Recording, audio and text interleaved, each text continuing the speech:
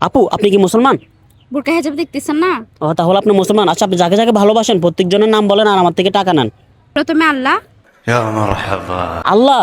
আল্লাহকে বেশি ভালোবাসেন? অবশ্যই। আমাদের সৃষ্টিকর্তা আল্লাহ পাক, ঠিক আছে, এটার জন্য দেয়া হলো। নেক্সট। দ্বিতীয় আমাদের নবী। নবীজি। মাশাআল্লাহ, নবীজির জন্য দেয়া হলো। নেক্সট। তৃতীয় মা। মা। মাকে কি বেশি ভালোবাসেন?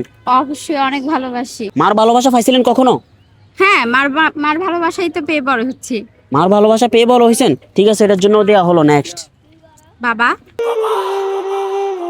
বাবা। বাবার ভালোবাসা পাইছেন? অবশ্যই, বাবা তো মেয়েদেরকে অনেক ভালোবাসে। বাবা মেয়েদেরকে অনেক ভালোবাসে।